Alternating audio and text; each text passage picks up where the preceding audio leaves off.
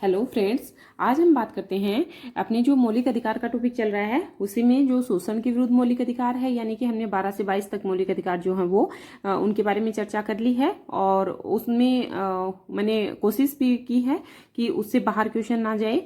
और आज हम वही अपना 23 और 24 का जो आर्टिकल है यानी कि शोषण के विरुद्ध जो अधिकार है उसके बारे में डिस्कस करेंगे। और इसमें सबसे पहले हम देखेंगे जो आर्टिकल 23 है। तो आर्टिकल 23 में क्या प्रावधान किया गया, तो ये हमें थोड़ा ध्यान रखना है कि शोषण के विरुद्ध अधिकार अपना जो मौलिक अधिकार है वो कौन सा मौलिक अधिकार है। तीसरा है, पहला हमने पढ़ा समानता का अधिकार, दूसरा पढ़ा स्वतंत्रता का अधिकार, और तीसरा हम पढ़ने जा रहे हैं अभी शोषण के विरुद्ध अधिकार, जो कि आर्टिकल 23 और 24 में दिया गया है। तो सबसे पहले बात करते हैं आर्टिकल 23 में। तो जो 23 फर्स्ट जो अपना आर्टिकल है उसमें कहा गया है कि मानव के दुर्व्यापार पर रोक लगाई जाए, बाल श्रम का निषेध किया जाए, जिसमें कि दास प्रथा है, वेश्यावृत्ति है, देह उदासी पर रोक है, इन सब पर रोक लगाई गई है। तो हमें ध्यान रखना है कि जो बेगार प्रथा, यानी कि हम वैसे देखें तो मानव का दुर्व्यापार का मतलब क्या होता है कि एक तो मानव की खरीद, जैसे किसी बच्चे को खरीद रहे हैं या किसी मानव को खरीद रहे हैं, या फिर किसी नागरिक, मानव की जगह अगर हम नागरिक कहें तो वो ज़्यादा सही रहेगा वर्ड जो है। तो मानव मतलब नागरिक की खरीद है जिसमें बेगार प्रथा है। बेगार में क्या आ जाएगा फिर, बेगार में वही की सागड़ी प्रथा है, नौकर है। और बलात् श्रम में क्या आ जाएगा, बात करें बलात् श्रम की, तो बलात् श्रम में आएगा कि जबरदस्ती किसी से काम करवाना। तो हम बात करें दुर्व्यापार का, हमने समझा कि दुर्व्यापार, मानव का दुर्व्यापार मतलब है किसी भी व्यक्ति को खरीदा नहीं जा सकता है, चाहे वो बच्चा हो, चाहे वो स्त्री हो, चाहे पुरुष हो, चाहे बालक हो, तो हम किसी को खरीद नहीं सकते। दूसरा बलात् श्रम, यानी कि हम जबरदस्ती किसी से काम नहीं करवा सकता। बेगार का मतलब है कि सागड़ी प्रथा या फिर नौकर जो है वो बेगार में आता है। तो ये सब प्रथाएं जो हैं, मतलब इस तरीके की रोक जो है, हमने देखा कि जो आर्टिकल अपना 23(1) है उसमें इन सब पर रोक लगाई गई है, यानी कि बेगार प्रथा पर रोक लगाई गई है ना, और मानव के दुर्व्यापार पर रोक लगाई गई है, बलात् श्रम का निषेध किया गया है। अब अगर बात करें कि बलात् श्रम का निषेध जो है, ये एशियाई खेल अपना मामला आया था 1982 में, और उसमें कहा गया कि व्यक्ति को न्यूनतम मजदूरी तो मिलनी ही चाहिए। अगर किसी व्यक्ति को न्यूनतम मजदूरी नहीं दी जाती है तो वो किस में आएगा, वो बलात् श्रम में आएगा। तो हमें ये ध्यान रखना है, यानी कि अगर कोई व्यक्ति है, जैसे कि मेरे को कोई काम करवाना है, ठीक है, और मैंने अपने घर पे किसी को बुलाया कि वो सामने वाले को बहुत ज़्यादा ज़रूरत है काम की, तो मैंने कहा कि मेरे को काम, मैं नहीं बोलूँगी मेरे को काम की ज़रूरत है, सामने वाला करे मेरे को बहुत ज़्यादा काम की ज़रूरत है तो आप मेरे को काम दे दीजिए। तो मैं उसको कहती हूँ कि चलो 100 रुपये का यदि उसका काम होता है, मैं उसको 50 रुपये में काम करवा लेती हूँ, 50 रुपये दे के कहती हूँ कि चलो ठीक है।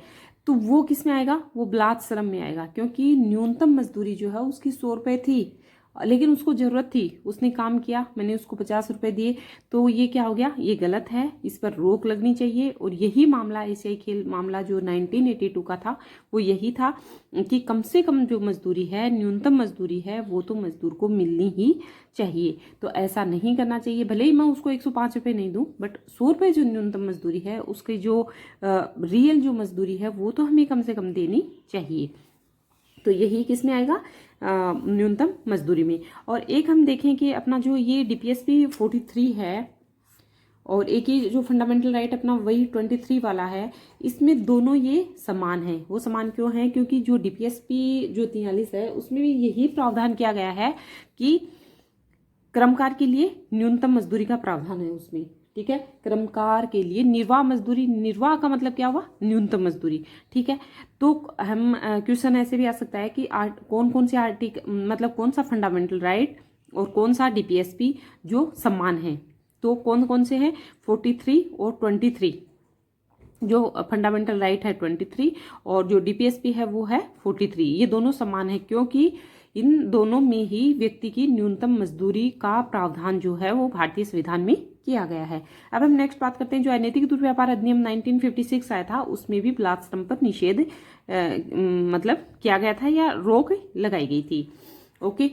और फिर हम बात करते हैं आर्टिकल 23(2) की। तो आर्टिकल 23(2) में क्या कहा गया है, यानी कि एक तरफ तो आर्टिकल 23 फर्स्ट तो जो है बेकार प्रथा, दुर्व्यापार, बलात्श्रम, वेश्यावृत्ति, दास प्रथा, देवी दास, ठीक है, मानव के व्यापार पर है ना, सागड़ी प्रथा है, नौकर है, जबरदस्ती से किसी से काम कराना, इन सब पर रोक लगाता है। लेकिन जो 23(2) है वो ये कहता है कि इन सब पर तो रोक है, मतलब ये सही है, लेकिन जो राज्य की सुरक्षा, यदि कोई देश पर आक्रमण हो जाए या फिर कोई ऐसी विपदा आ जाए या फिर कोई आपदा प्रबंधन जैसा कोई काम हो जाए, है ना, तो उसमें यदि नागरिकों को सेना में भर्ती किया जाता है तो वो बलात्श्रम में नहीं आएगा, क्योंकि ऐसा नहीं हो सकता कि यदि पूरे हम सब जानते हैं जो भारत है वो राष्ट्रीय एकता, अखंडता, सब लोग जो है वो मानवीय एकता में बहुत ज़्यादा मतलब विश्वास करते हैं, और उसी को अक्षुण्ण बनाए हुए जो है वो भारतीय संविधान आज भी बहुत अच्छा, मतलब अन्य देशों के संविधान से बहुत ही अच्छा अपना देश का संविधान है, बहुत ही अच्छा अपना देश है। तो इसीलिए जो है हम लोगों को जो जैसे कोई भी यदि समस्या इस तरीके की भारत पर आती है तो जो नागरिक है उसको सेना में भर्ती किया जा सकता है, और ये बलात्श्रम में नहीं आएगा। हर कोई मतलब बढ़ चढ़ कर उसमें, और वैसे ही हमारे तो इंडिया में लोग जो है वो देश के लिए अपना जान न्यौछावर वैसे ही करते रहते हैं, ठीक है। तो वैसे देखें तो इंडिया के समान कोई देश है ही नहीं, इंडिया तो सबसे ऊपर, हर तरीके से सबसे ऊपर की कंट्री है। तो भारत की जो सुरक्षा के नागरिकों को सेना में भर्ती किया जा सकता है और इसे बलात्श्रम नहीं माना जाएगा। ये तो सरल सा है, हमें समझ में आ गया होगा। अब हम नेक्स्ट बात करते हैं आर्टिकल 24 की। आर्टिकल 23 अपना कंप्लीट हुआ। आर्टिकल 23 में हमें दोनों वाद याद रखने हैं, जो ऐसे ही जो खेल मंडल वाला बताया मैंने 1986 वाला, और दूसरा मैंने आपको बताया कि अनैतिक व्यापार दुर्व्यापार अधिनियम जो आया था 1956 वाला, तो ये हमें ध्यान रखना है। उसके बाद हमें 23(2) में मतलब सेना में भर्ती किया जाना जो है वो बलात्श्रम में नहीं आएगा, और मानव के दुर्व्यापार, दास प्रथा, वेश्यावृत्ति, मतलब देवी दास, बलात्श्रम, बेगार, सागड़ी, नौकर, जबरदस्ती काम करवाना, मानव का खरीद फरोख्त, तो ये सब है, इन पर 23(1) में प्रतिबंध लगाया गया है, ठीक है। अब हम बात करते हैं आर्टिकल 24। ये बहुत सरल वैसे हैं आर्टिकल, इनको ज़्यादा मतलब समझाने का भी कुछ है नहीं इसमें। तो आर्टिकल जो 24 है उसमें कहा गया कि 14 वर्ष से कम आयु के जो बच्चे हैं उनको खतरनाक उद्योगों में काम नहीं लगाया जा सकता है, तो ये हमें बिल्कुल ध्यान रखना है। और इसी का विस्तार जो है बाल श्रम उन्मूलन अधिनियम 1986 में, और इसको संशोधित अधिनियम 2003 में भी ये प्रावधान किया गया है कि 14 वर्ष तक से कम आयु के बच्चों को किसी भी कार्य में नहीं लगाया जाएगा, यानी कि किसी भी उद्योगों में या खतरनाक उद्योगों में काम नहीं करवाया जाएगा इनसे। तो यही आर्टिकल 24 है। अब इसमें एक अपवाद भी है, जैसे कि उसमें अपवाद था 23(2) में, तो इसमें भी एक अपवाद है। कहा गया है कि जो बाल कलाकार हैं, जैसे कि सीरियल में काम करते हैं, फिल्म में काम करते हैं, या फिर अन्य कोई प्रतिभा यदि किसी में है और बालक जो है वो अपना मतलब एक बाल कलाकार के रूप में अपनी प्रतिभा सबको दिखाता है, तो वो जो है बाल श्रम में नहीं आएगा, यानी कि बाल कलाकार है, नाटक है, फिल्म है, तो ये सब कार्य बाल श्रम में नहीं आएगा। उसके बाद हम नेक्स्ट बात करते हैं अनुच्छेद 24 की।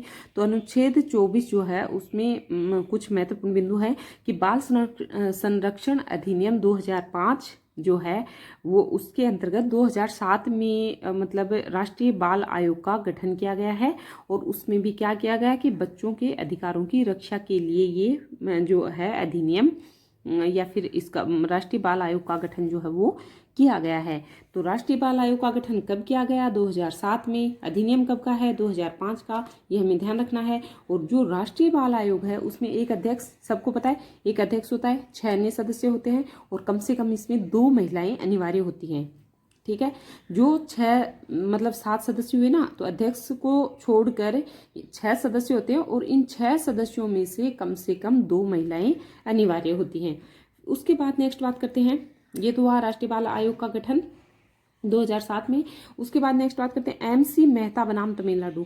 तो जो सुप्रीम कोर्ट ने बच्चों के पुनर्वास का जो अधिकार भी जो है वो आर्टिकल 24 में शामिल कर दिया। ये हमें ध्यान रखना है कि जो सुप्रीम कोर्ट है यानी कि अपना उच्चतम न्यायालय है, उसमें जो है बच्चों का जो पुनर्वास का जो अधिकार है वो भी आर्टिकल 24 में शामिल कर दिया है। और इसमें जो है जो DPSP है अपना 39F जो है उसमें 42वां संविधान संशोधन जो है